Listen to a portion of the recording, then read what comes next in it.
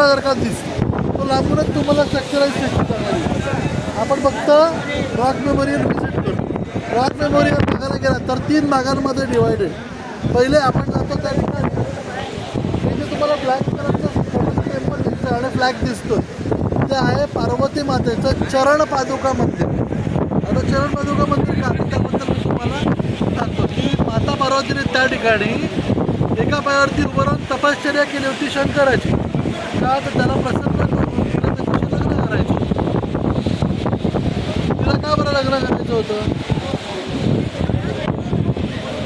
कारण पूर्वजन्मी ती सती म्हणून होती ना, जी नंतर यज्ञामध्ये ती स्वतःची जिवंत आहुती दिली. का बरं? तिच्या नवऱ्याचा अपमान झाला. यज्ञामध्ये त्यांना बोलावलं नाही. दक्ष राजाने अपमान केला आणि तो यज्ञ होऊ नये म्हणून त्या यज्ञात तिने स्वतः उडी देऊन तिथे जीव दिला. त्यामुळे नंतर तिला परत पुनर्जन्म घ्यावा लागला. पुनर्जन्म घेतल्यानंतर सुद्धा भगवान शंकराशी विवाह सहज होऊ शकतो का? नाही. म्हणून तिने या ठिकाणी विवाह केला. सॉरी, एका पायावर उभं राहून तपश्चर्या केली आणि भगवान शंकर प्रसन्न झाले. तिच्याशी लग्न करायला येईल. पण म्हणजे या ठिकाणी बाणासूर नावाचा राक्षस राहत होता आणि जो इतर लोकांना प्रचंड त्रास देत होता. आणि त्याला वरदान होतं ब्रह्मदेवाचं की तुझी हत्या ही एका कुमारिकेकडनंच होईल. आणि मग त्या गोष्टीसाठी माता पार्वतीला कुमारिका राहणं गरजेचं होतं. मग भगवान नारद मुनी काय करतात? भगवान शंकराला सांगतात की मुहूर्त हा सकाळच्या अगोदरचा आहे, तर तुम्ही सकाळच्या अगोदर जाऊन लग्न करा. आणि भगवान शंकर त्याप्रमाणे त्या ठिकाणी कंडिशन घालतात की या ठिकाणी मी सूर्योदयाला येतो, सूर्योदयाच्या मुहूर्तावर आपण पहिल्या प्रहरी लग्न करू. भगवान शंकर कैलासावरून निघतात आणि इंद्र त्या ठिकाणून 15 किलोमीटर अगोदर सुचिंद्रम नावाच्या ठिकाणी कोंबड्याच्या आवाजात ओरडतो.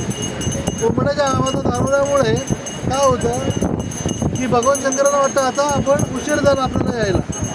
पहिला प्रहर इथंच लागला आहे, आपण काय पोचू शकणार नाही, लग्न काय आपलं होणार. भगवान शंकर तिथूनच रिटर्न जातात आणि इथे असलेली माता पार्वती कुमारिकाच राहते. त्या जन्मात काय तिचं लग्न होत नाही, पण तिच्या हातून या ठिकाणी बाणासूर राक्षसाचा वध होतो. म्हणून इथे राहिलेली माता ही कुमारिका राहिली. म्हणून या देवीला कन्याकुमारी माता असं म्हटलं जातं. ठीक आहे. स्वामी विवेकानंद या ठिकाणी 25, 26, 27 म्हणजे 3 दिवस तपश्चर्येला म्हणजे ध्यान लावून बसले होते त्या स्टोनमध्ये. आणि नंतर मग ते इथून पुन्हा भारत भ्रमणावरती निघून गेले. पण त्यांची आठवण म्हणून श्री एकनाथजी रानडे यांनी या ठिकाणी त्यांचं स्मारक उभं केलं. ते RSS म्हणजे राष्ट्रीय स्वयंसेवक संघाचे कार्यकर्ते होते. त्यांनी भारतभर फिरून सगळीकडनं वर्गणी देणगी गोळा करून हे या ठिकाणी त्यांचं स्मारक बनवलं. हे स्मारक जगभरात विवेकानंदांचं स्मारक म्हणून ओळखलं गेलं आणि कन्याकुमारीचा संपूर्ण जगाच्या नकाशावरती ओळख मिळून जाणारा ठरला. त्याच्या अगोदर कन्याकुमारीची ओळख काय होती तर संपूर्ण जगामध्ये असलेले 2 केप आहेत बघा. बरेच त्याचे केप 3-4 ठिकाणी पण तुम्हाला बघायला मिळतील. पण 2 केप प्रामुख्याने ओळखले जातात. एक म्हणजे केप ऑफ गुड होप दक्षिण आफ्रिकेतला शेवटचं टोक जिथे जमीन समुद्राची संपते, किंवा आपण त्याला म्हणू शकतो दक्षिण गोलार्धामधला दक्षिण ध्रुवाच्या जवळचा सगळ्यात जमिनीकडचा भाग. बरोबर की नाही? तसाच आशिया खंडाचा हा केप ऑफ गुड आशिया आपण म्हणू शकतो, किंवा तसा तो जगाच्या नकाशावरती ओळखला जातं, किंवा त्याला इंडिया असं सुद्धा ओळखलं जातं, केप ऑफ गुड इंडिया. पण जगामध्ये फक्त एकमेव जागा अशी आहे ज्या ठिकाणी तुम्हाला 3 समुद्र एका ठिकाणावर बघता येतात. म्हणून ही जागा अत्यंत प्रसिद्ध आहे लक्षामध्ये. म्हणून आता आपण पहिलं त्रिवेणी संगम बघणार. त्या ठिकाणी बघा तुम्हाला 3 समुद्र, बे ऑफ बंगाल, इंडियन ओशन आणि अरबी समुद्र. आता आपण आहोत ते बे ऑफ बंगालमध्ये आहोत.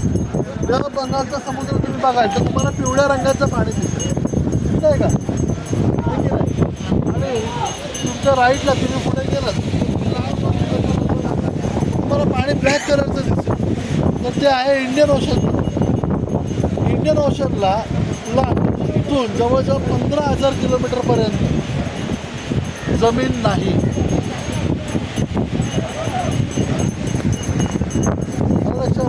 म्हणून डीप समुद्र असल्यामुळे त्या ठिकाणी संपूर्ण पाण्याचा रंग हा काळा तुम्हाला बघायला मिळतो.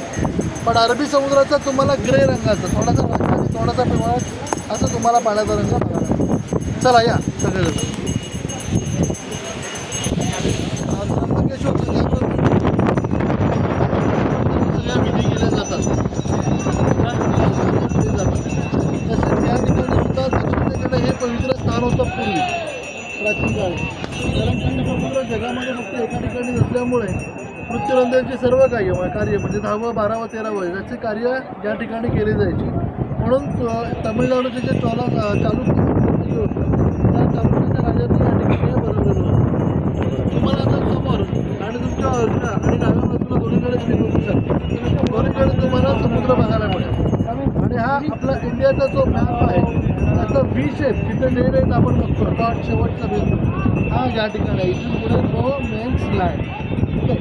तुम्हाला तुमच्या लेफ्ट साईडला जेव्हा तिरुवल्लुवरचा पुतळा दिसतो बरोबर आहे. हा पुतळा त्यांच्या इथे का बरं उभा केला कारण जगाला त्यांची ओळख व्हावी म्हणून सगळ्यांच्या हे तामिळनाडूमधले सगळ्यात मोठे संत होते. जसे महाराष्ट्रामध्ये तुकाराम महाराजांचा महाराष्ट्र प्रसिद्ध होता, त्यांनी गाथा लिहिला, ज्ञानेश्वरांनी ज्ञानेश्वरी लिहिली. तसंच यांनी सुद्धा या ठिकाणी 132 ओव्यांचा संच यांचा वनरूप म्हणून फेमस आहे जो त्यांनी लिहिलेला होता.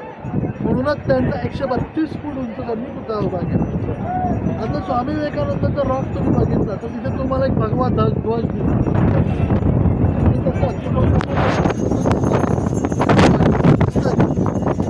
दोन्ही ध्वजांमध्ये फरक काय फरक दिसतं तुम्हाला? प्रश्न पडला नाही तुम्हाला? दोन ध्वज भगवे आहेत, फरक आहे काय? बरं फरक आहे.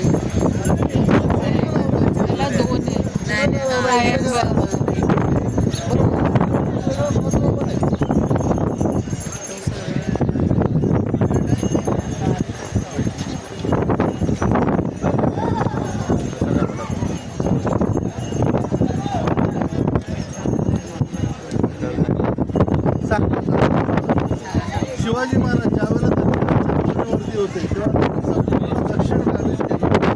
संपूर्ण तामिळनाडू राज्य जे तंजावर संसाराच्या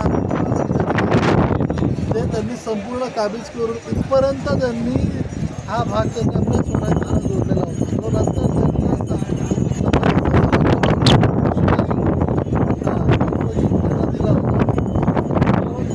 त्यांनी हा झेंडा इथं लावलेला होता. हा आपल्या स्वराज्याचा झेंडा आहे.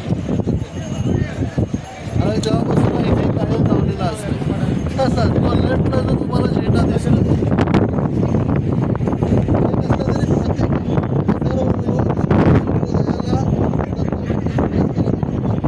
खाली आणला जातो.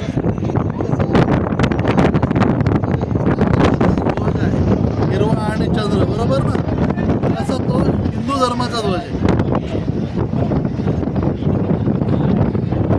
बऱ्याच लोकांना माहीत नाही है ना. सो आपल्या धर्माचा सुद्धा ध्वज आहे तो त्रिकोणी भगवा असतो आणि त्याच्यावरती ओम आणि सूर्य असतो. तर लक्षात ठेवायचं. तर फोटोग्राफी करायची असेल तर तुम्ही या ठिकाणी फोटोग्राफी करू शकता. दक्षिणेकडे